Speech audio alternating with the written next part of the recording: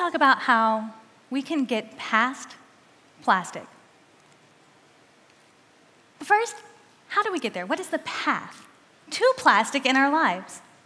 In 1907, the first synthetic fossil fuel-based plastic was debuted. By the 1940s, the consumer markets were flooded with this cheap, durable, long-lasting material, fueled by our increased production capacity from World War II. Then, as fast food culture rises, plastic utensils and straws and cups are introduced into not only a convenience for our drive-through culture, but they found their way into our homes for their labor savings and ease. I mean, why do dishes when you can just throw them away when you're done? So as early as 1955, Time Magazine and others were already decrying our transition to this throwaway society. And if you fast forward to where we are right now, this culture persists. And it's made worse by the fact that we're only recycling about 9% of the plastic that we generate. And we generate a lot of plastic.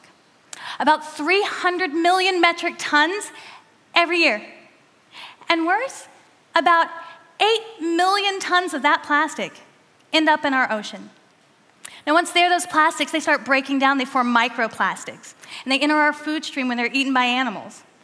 And it's not just ocean debris and pollution and the risk of animal and human ingestion that's a problem. We also know that these plastics contribute significantly to climate change. Because nearly all plastics are made from fossil fuels, the extraction and production process alone contributes billions of tons of carbon pollution. And then over time, as those plastics further break down, more carbon leaches out and enters our atmosphere, a situation that is only made so much worse when they're exposed to the elements.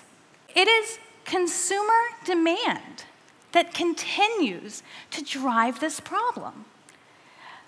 Packaging and single-use items are the primary contributors to our increased production that we're doing with plastics. We are estimated to increase plastic production about 40% over the next 10 years.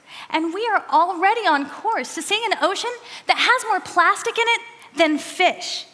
If we don't do something significant in our lifetimes, we will see this happen.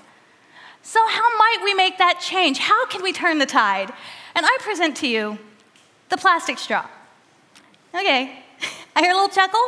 So in the face of this huge plastic problem that's a global challenge, it might seem a little strange. A few of you might be asking yourself, why the plastic straw? Especially because humans, we love them. We've been using them since the ancient Egyptians. But we only actually introduced the plastic straw about the 1960s. And that little thing was so much more insidious than we could have realized at the time. Because of its shape, it's easily mistaken by animals as food and enters the food stream really easily, contributing to the death of millions of animals every year. Because of the type of plastic that it's made from, they're nearly impossible to recycle. The remnants of every plastic straw you have ever sipped from still exist. And we use a lot of them. So many that they're one of the top items that litter our oceans and our beaches. So when you put it into that kind of context, from a macro level, the straw does still seem like an interesting choice here, right? But think about it from a micro level. As individuals, is there something we can do to take on this plastic problem? Why not just switch out the plastic straw with an alternative? Oh, there's a few problems there. First off, the alternatives have not been widely available, cost-effective, mass-produced. In fact, there's only one major organization in the entire country that's making the paper straw, which is the most common alternative to a plastic straw. Just one. This poses a real challenge for businesses that are compelled to offer a disposable option to their consumers. And reusable straws are great, but they do require a little bit of planning to make sure you have it with you and you can clean it. And some consumers have raised concerns that because of the often rigid materials they're made from, they pose a few challenges to the disabled. Well, let's talk about a little more of why it can work. So I work for an organization called Ideas for Us. We're based here in Orlando, Florida. And we take on global environmental and humanitarian challenges by empowering local grassroots action in communities around the world. And earlier this year, we presented a consumer and business-driven campaign, voluntary action called The Last Straw. We asked what would happen if businesses only gave out straws when they were asked for, and consumers exercise their purchasing power by supporting the businesses who take that action, by choosing to either skip the straw or bring their own reusable, and by encouraging others to join in. So we go out and we pitch this to a nightclub complex in the middle of downtown Orlando. You wonder, how are partygoers going to react to a lack of a plastic straw? And first, let me tell you, I am excited and thrilled to say this one complex alone is now diverting around 40,000 straws every single month from their supply usage, and their customers loved it. Now, yeah, there's a few naysayers, but for the vast majority, people are excited to support a business that's doing the right thing and proud to be a part of that whole movement. And we are not alone. We are not the only organization to have taken this on.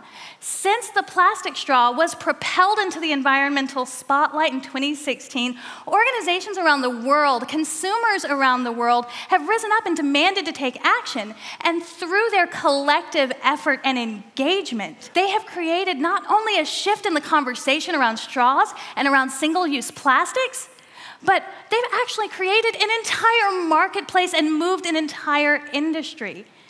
Now, that one paper straw manufacturer that I told you about earlier, the last year alone, they saw a 5,000% increase. That resulted in a massive capital investment so that they could increase their production capacity and meet consumer demand. In fact, an entire industry has risen up providing products that solve business needs and consumer concerns. From the disability-friendly and hyper-portable to the super simple and ultra-affordable, it has never been easier to declare that you have found your personal last straw. And the story doesn't end there. Restaurants and the hospitality industry have heard the call as well. And some of our biggest users have stepped up to take the commitment to phase plastic straws out. Disney alone will save nearly 2 million plastic straws and stirrers every year. And they are joined by giants like Starbucks and McDonald's, IKEA, American Airlines. Almost every day, another organization comes online. Businesses are making the shift. And the story here does not end with the plastic straw. The real story is that when we come together, we have seen with this one particular piece, in just 2 years, consumers have solved a piece of this big plastic puzzle. And with all of that capability to move entire markets and to create the right solutions so that we can sustain our planet, the question is not, why the last straw? The question is, what's the next straw? Thank you.